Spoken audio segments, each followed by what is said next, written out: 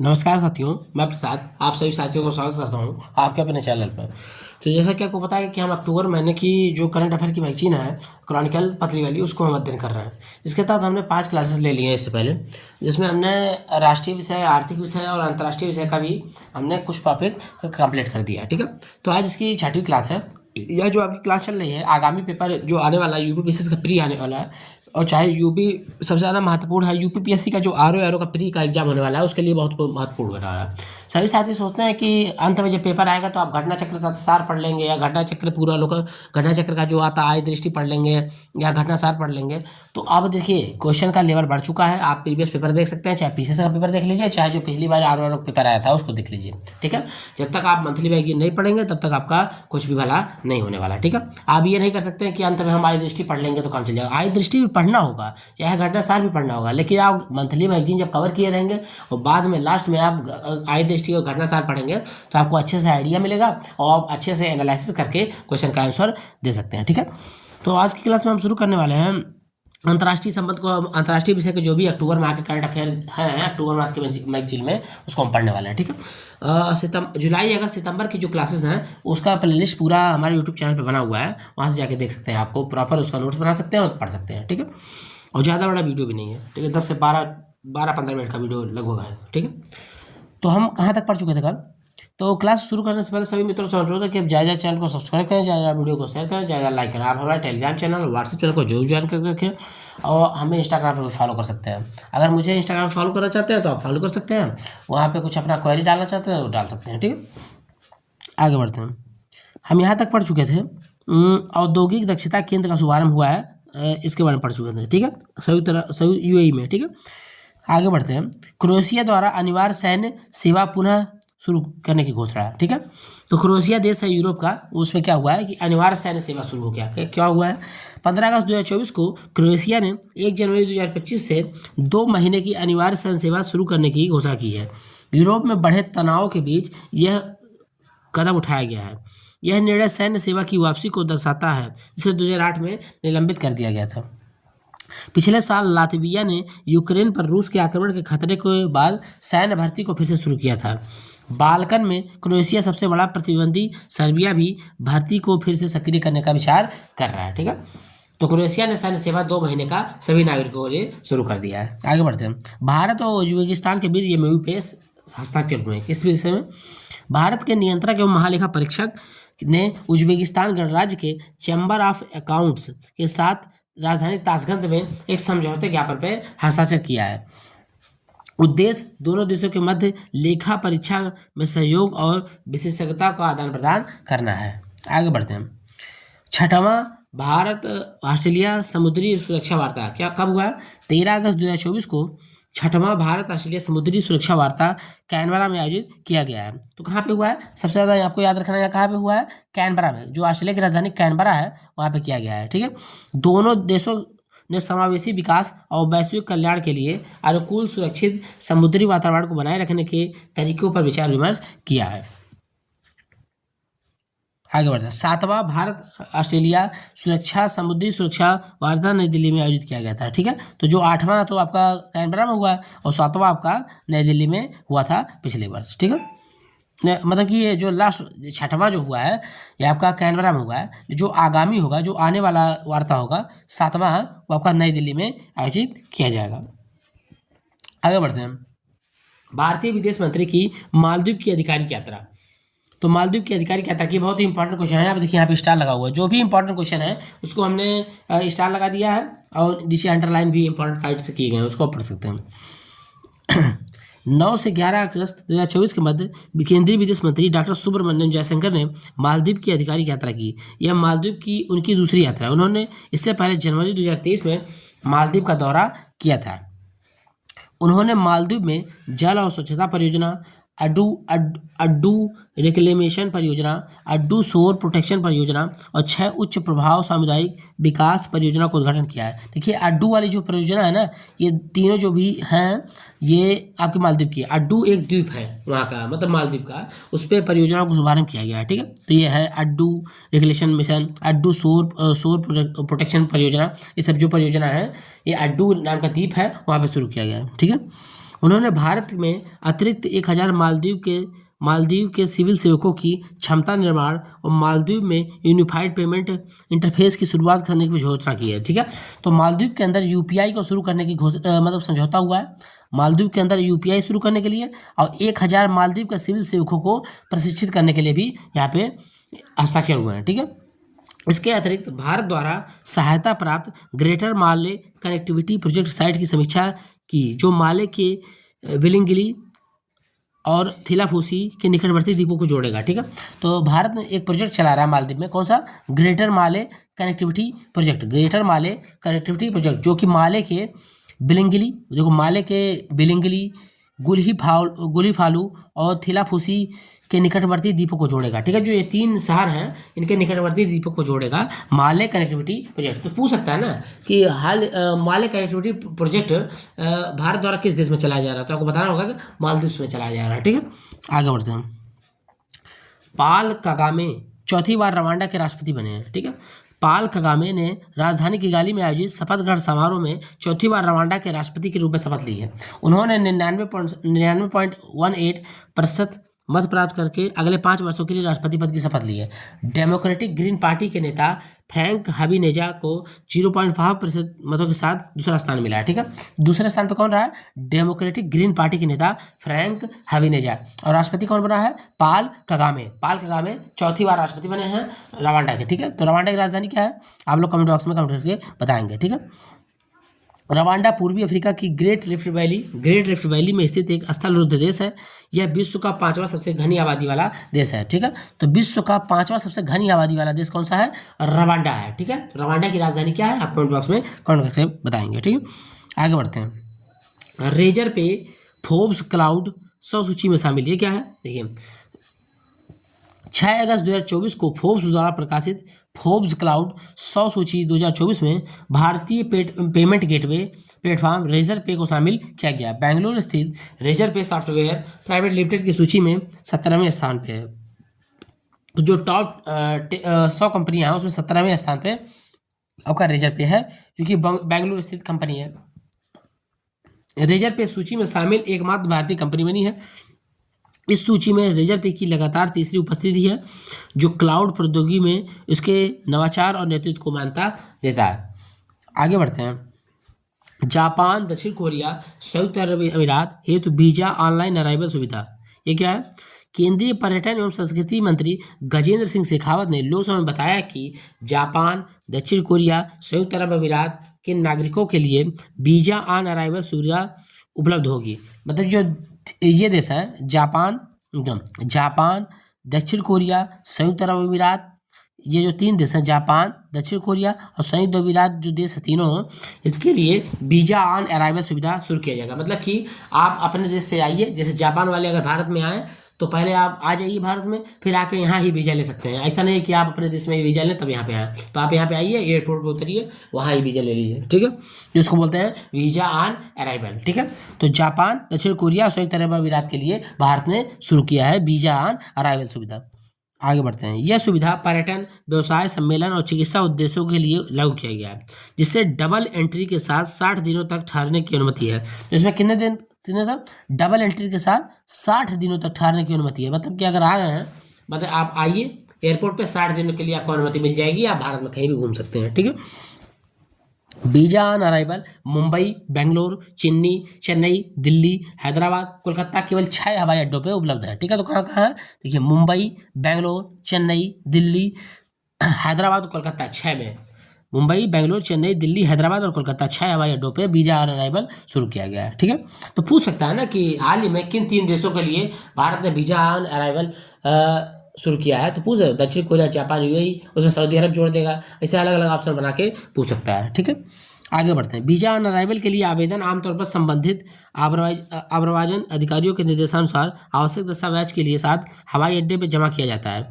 Visa on arrival के अलावा e visa सुविधा, जिसमें इलेक्ट्रॉनिक यात्रा प्राधिकरण शामिल है, 167 देशों के नागरिकों को दी जाती है।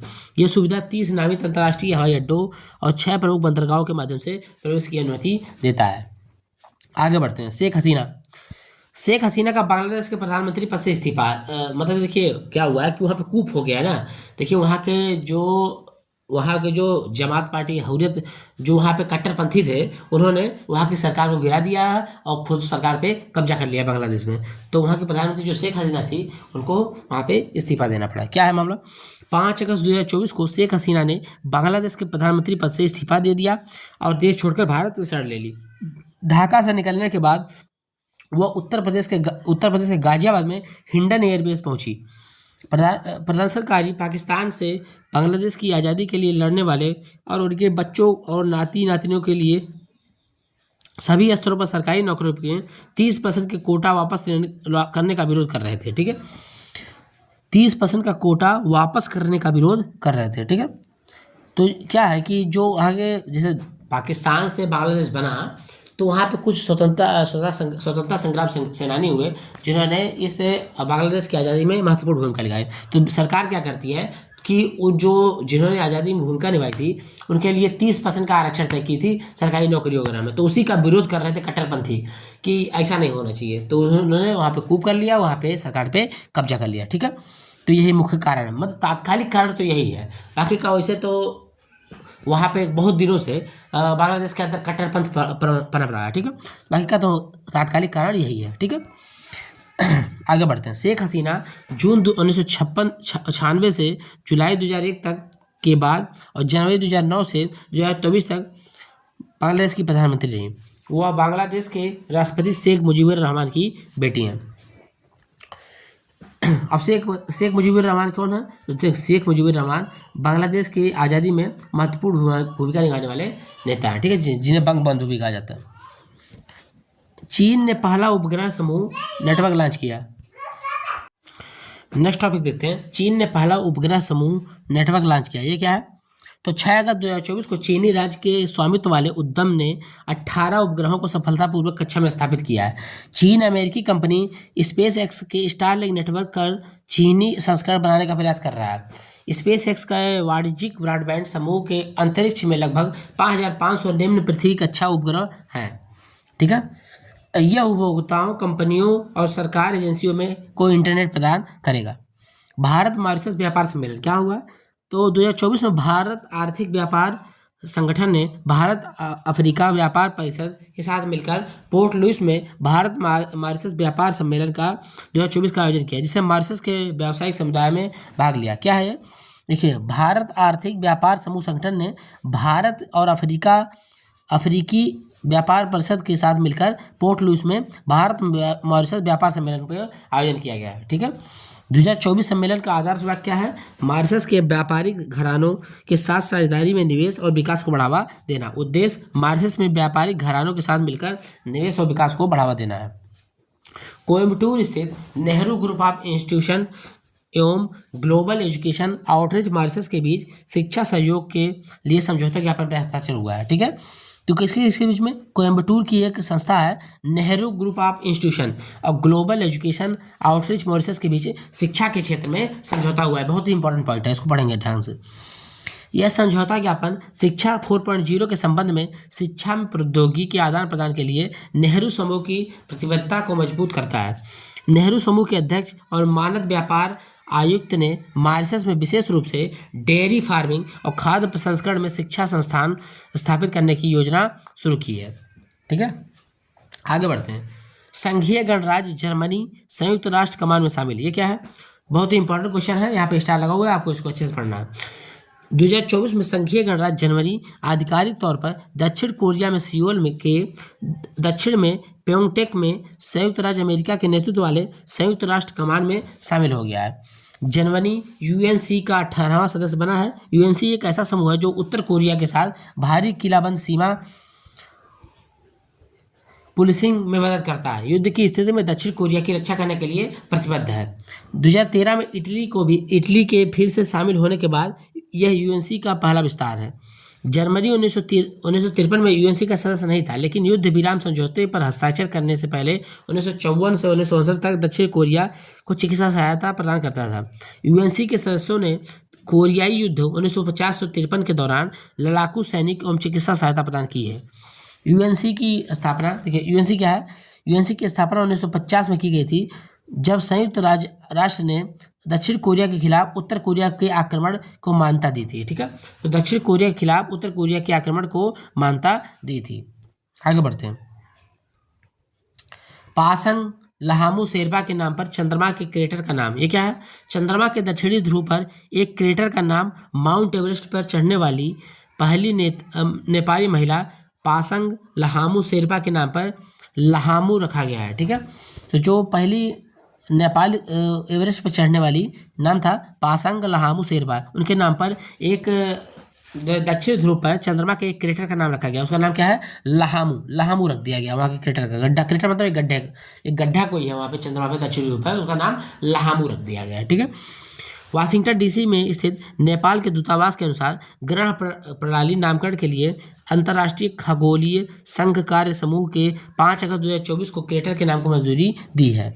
22 अप्रैल 1993 को पासंग लहामू विश्व की सबसे ऊंची चोटी के शिखर पर सफलतापूर्वक पहुंचने वाली पहली नेपाली महिला बनी थी। तो 1993 में पहली नेपाली महिला बनी थी।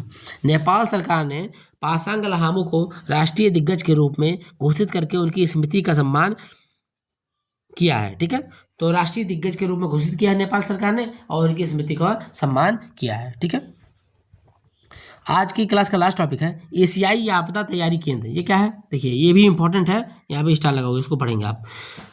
एशियाई आपदा तैयारी केंद्र 25 जुलाई 2024 को भारत ने वर्ष 2024-25 के लिए पीपुल्स रिपब्लिक ऑफ चाइना से एशियाई आपदा तैयारी केंद्र के अध्यक्ष का पदभार संभाल लिया है। ठीक है, देखिए चाइना के पास इसकी अध्यक्षता थी, अब भारत को मिल गई है। ठीक है, भारत 25 जुलाई 2024 को बैंकॉक थाईलैंड में आयोजित एडीपीसी की 5वीं बोर्ड ऑफ ट्रस्टी बैठक की अध्यक्षता की है। एडीपीसी स्वायत्त अंतर्राष्ट्रीय संगठन है, इसकी स्थापना 1986 में की गई थी। तो इसकी स्थापना कब की गई थी? 1986 में।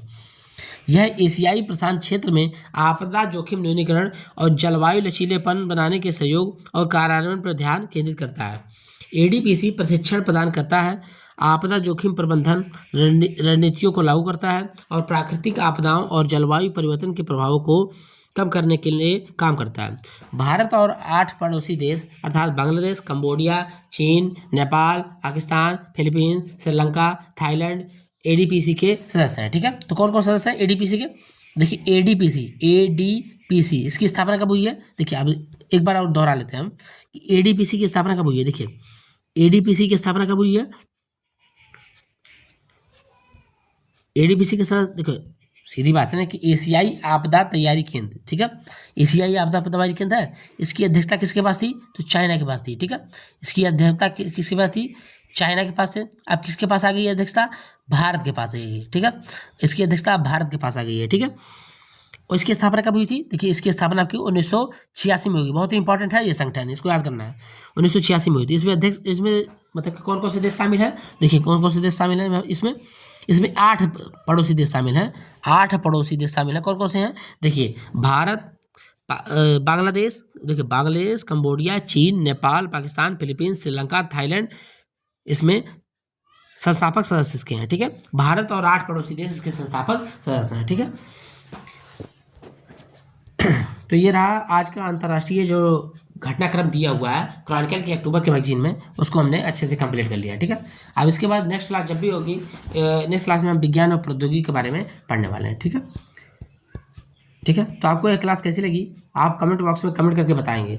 ज़्यादा वीडियो को शेयर करेंगे, ज़्यादा लाइक करेंगे, हमारे चैनल को ज़्यादा सब्सक्राइब करेंगे। ठीक है, ज़्यादा सब्सक्राइब करेंगे। आप हमसे टेलीग्राम पे जुड़ सकते हैं और व्हाट्सएप चैनल पर भी जुड़ सकते हैं। ठीक है, और अगर इंस्टाग्राम पे भी फॉलो करना चाहें तो फॉलो कर सकते हैं, और इंस्टाग्राम पे मुझे फॉलो करना चाहते हैं तो आप फॉलो कर सकते हैं। मैं यहाँ पे लिख दे रहा हूँ मेरे अपने इंस्टाग्राम ID। ठीक है, प्रशांत मिश्रा 0036। ठीक है, यहाँ पे आप मुझे फॉलो कर सकते हैं और मुझे मैसेज भी कर सकते हैं, DM भी कर सकते हैं। अगर कुछ पूछना चाहें तो पूछ भी सकते हैं। ठीक है, और कमेंट बॉक्स में भी कुछ पूछना चाहें तो पूछ सकते हैं। ठीक है, तो मिलते हैं नेक्स्ट वीडियो में नेक्स्ट क्लास के साथ। धन्यवाद।